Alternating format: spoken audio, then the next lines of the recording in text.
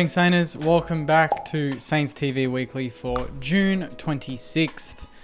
Thanks to Inglewood Roasters. So make sure you're going over to www.inglewoodcoffeeroasters.com.au and use the discount code SAINTS40 and you get 40% off coffee, tea and chai products. And I need a few coffees on a Monday after Friday night just to get the energy going. But that's where we start. Saints TV Weekly is Friday night football. And the Lions got us.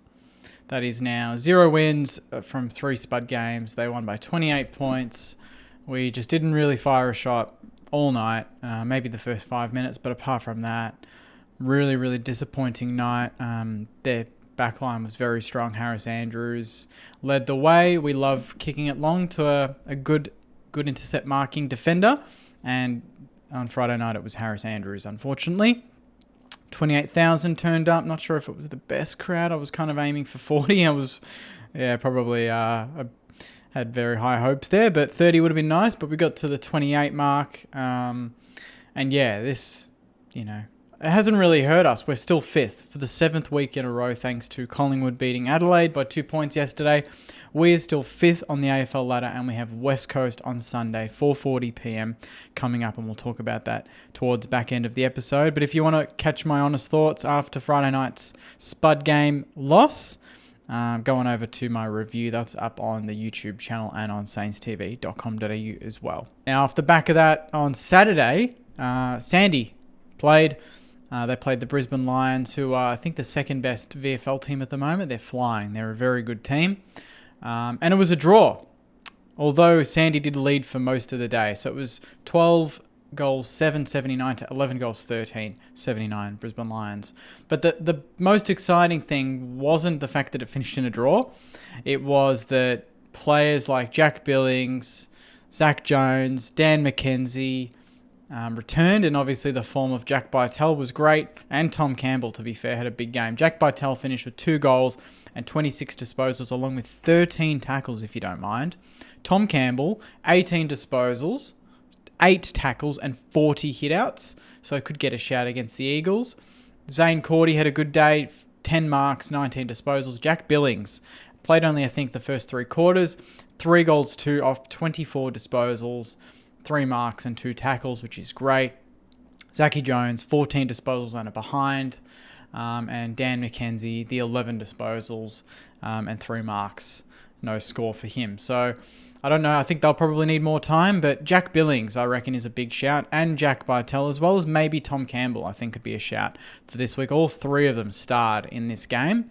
And were close to, they were probably in the top 5 players on the ground. So, off the back of Friday night's disappointment, I genuinely think that, we'll see a few changes for once. I know Ross has only used the 28 players this season, which is the fewest of any team in the AFL, 28. Next best is 31. So I think some rotation, some fresh legs, just to get the energy up against, an Eagles side that got absolutely monstered by 171 points on the weekend. And that could be a very interesting game.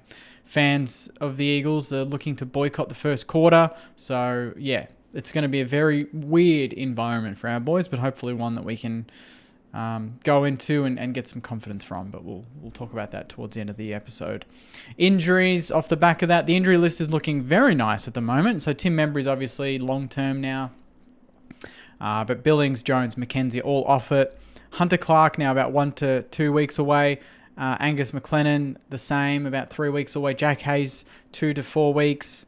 Matthew Allison about 3 weeks, 3 to 5 weeks, and Nick Caulfield about 3 to 5 weeks. So it's excellent. The list has now grown, reduced from about the 15 or 16 it was at the start of the season to now about 5 players, which is really exciting. So looking to get a lot of experienced boys back in the coming weeks, which I think we desperately need. I think we've done well for the most part to go the season with minimal changes, but I think now we're showing that some of the young kids are tiring.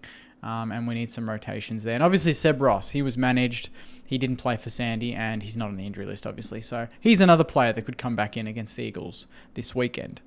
Now, before we talk about the Eagles, I've got our remaining games for the season. So Fox Sports have done a bit of a predictor, and we can go through it here. I'm very curious about what they're going to say. So remaining games, we've got Eagles at Optus, Melbourne at Marvel, Gold Coast at Heritage Bank Stadium, North at Marvel, Hawthorn at Marvel, Carlton at Marvel, Richmond at Marvel, Geelong at Marvel, 5 games in a row at Marvel, and then we finish the year with the Brisbane Lions at the Gabba. Remaining fixture difficulty, they've listed as the easiest of any team in the run home. So no excuses there. Their projection is 12.65 wins, which gets us into 6th. So they really do think that if we're going into the last couple of weeks at around 12-8, 13-7, whatever it might be, they think we're a lock. If we're going into the last couple of weeks 11-9, then they think we're in trouble. So the next 5 to 6 weeks are very, very important for our football club. And then after that, obviously, depending on whether we make finals or not, the trade season is going to be very busy for us, they believe. They think that we're going to look to be probably one of the more active teams in the trade period. They think that we should be looking at reinforcements in the tall defensive stocks, which I think is perfectly fine. I think we absolutely need that. And more midfield depth. I think that's just common sense. So in terms of players that we could look at, Ben Mackay, Harry Himmelberg, that's my pick there. Harry Himmelberg would be amazing in the back line. And Tom Dode, although he's injured and won't play much of next year, I don't believe. Asava Radaglia would be interesting, but I think Port Adelaide are looking at him pretty strongly. Jade Gresham on the way out. Carlton and Hawthorn are looking at him. And then obviously on the other flip side, Tom De Koning, heavily linked as well with St Kilda.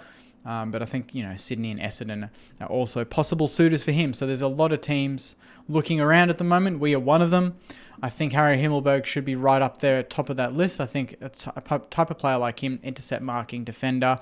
We don't really have a clear-cut player that does that. Obviously, Kel Wilkie does a bit of it, but he takes, he's a bit more man-on-man at the moment.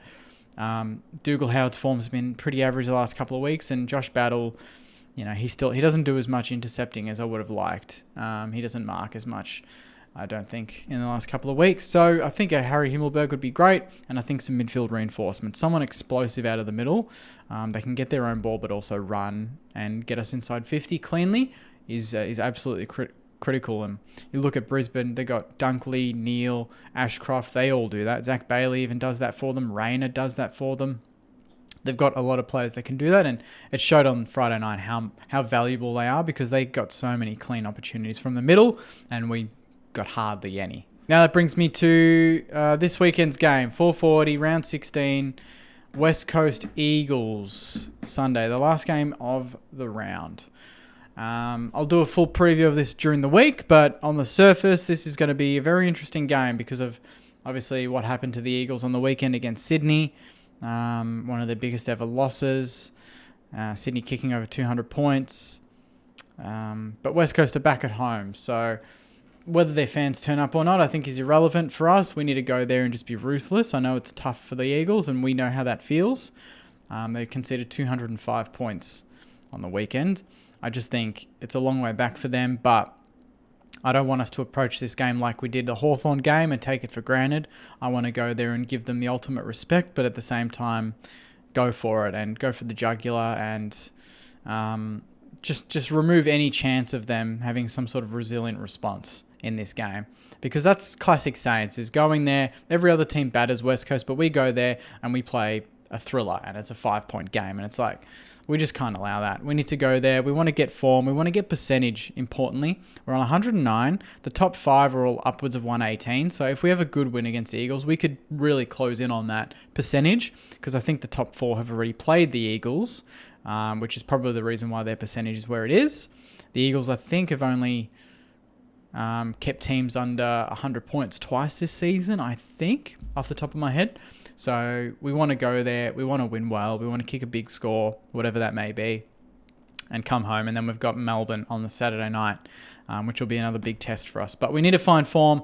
And at the moment, there's no better way to find form than to play the Eagles. And I say that with the utmost respect, but that's just the way it is at the moment. So we're not going to be having a Bentley social. Just quick shout out, they've got a function, so we're not doing anything there. So watch the game in the comfort of your own home, or if you're in Perth, they've got some functions over there, some social clubs going on, which is really great. And then obviously if you're at the game, good on ya, flying over. Or if you're from Perth, WA, enjoy the game, cheer on the boys, and let's get the win. We'll be back for the Bentley Social in the next couple of weeks, hopefully. I think it's the Gold Coast game will be the next game. But yeah, I'll wrap it up there, Saners. A big week ahead. We've got the president, Andrew Bassett, coming on the show this week, hopefully, and we'll launch that, get that video out and episode out ASAP.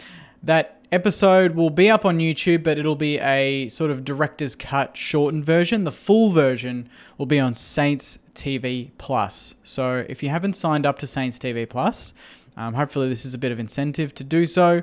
We've got a lot of big names, plans in the works, a lot of fresh content, even some documentary ideas that we really want to flesh out for you guys.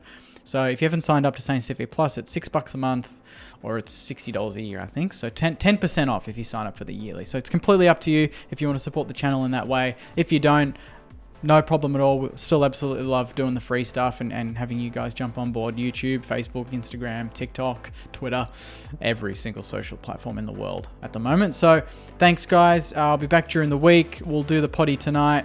And then the Andrew Bassett episode will drop very soon, so stay tuned for that. But until then, Saners, take care of yourselves, enjoy the rest of your week, and I'll see you in the next one. Go you mighty Saners. See you guys.